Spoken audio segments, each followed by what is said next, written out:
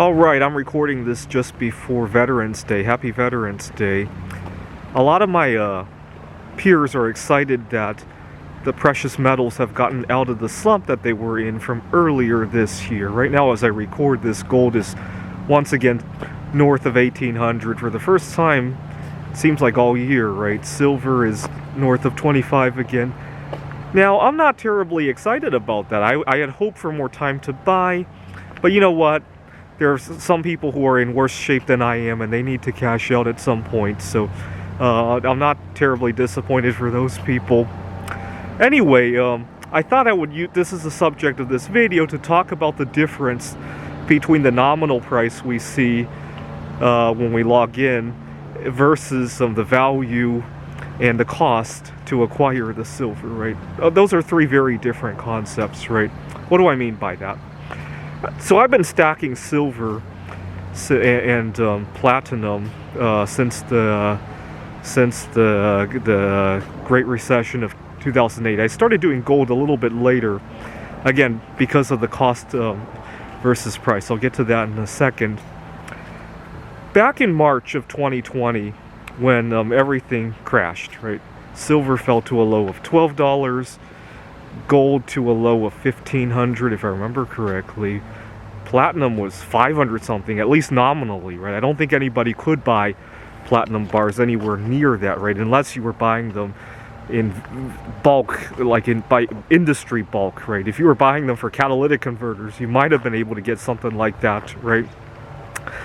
I remember going to the store and people were buying toilet paper like crazy, and I remember thinking toilet paper is very expensive.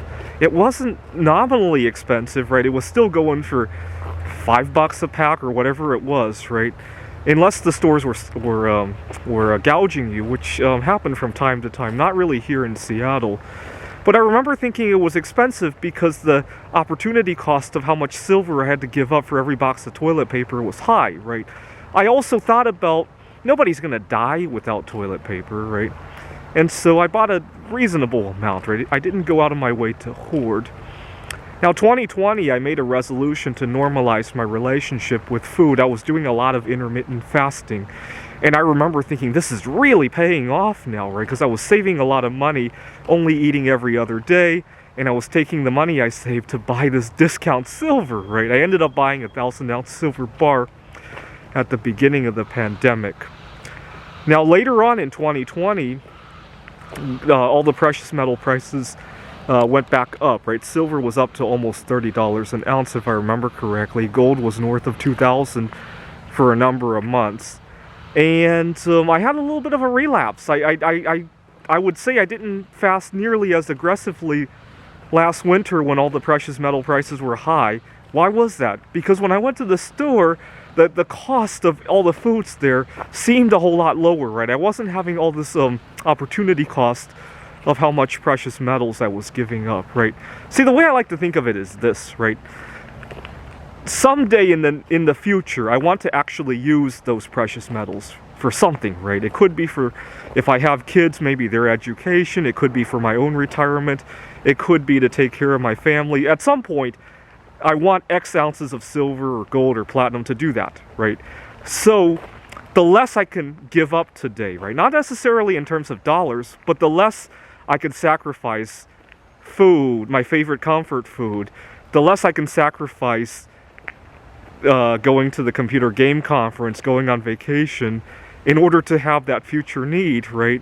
The better, right? That's the way I like to think of it. Notice how in that equation, dollars never played into the equation, right? What am I giving up today versus what am I getting in the future, right? The dollars are only a measuring stick, right? And a very bad one in that, right? And that's what I want people to think about when they're transacting or stacking precious metals or making their life decisions, right? It's always, what am I giving up for what, right? So I work at a tutoring center, and one of the kids said something that drove me nuts. I didn't tell her about it, but one day one of the younger kids was asking what superpower we would love to have, if we could have any superpower in the world. And it's a tutoring center. We got kids from 5 all the way up to high school age. Now, one of the teenage girls said something that is probably a wish for a lot of teenage girls. She wants to be able to eat whatever she wants without getting fat, right? And I'm thinking to myself, I want just the opposite of her, right? I want to be able to not eat anything and not have consequences from it, right? Eating is a cost, right? It takes up time, takes up money, it takes up resources that I could be doing other things with. I'm really envious of people who can stay overweight without eating a lot, right? Although I don't think that's really that true. A lot of people think they eat very little, right? But you get the idea, right? For some reason here in the United States, we've done a very good job of turning our biggest assets into liabilities and vice versa, right? Because of how inverted everybody views everything, right? People get excited that basically their future currency is getting more expensive to acquire, right? And so that just flies in the face. Imagine, see, here's how I like to view gold and silver, right? Imagine you have a vacation you want to take decades from now, and that vacation is going to be in a foreign currency, right? Don't you want that currency to be less expensive for you to acquire, right? Anyways, so know the difference, right, between the price, which is pretty much meaningless because you're going to measure it in terms of dollars. Actually, if you want to know the price, the actual price of the precious metals, the ratios of them is probably a better idea, right? The reason I started buying gold a little bit later was because in 2011, the gold to silver ratio was considerably lower. I was stacking a lot of gold at the time.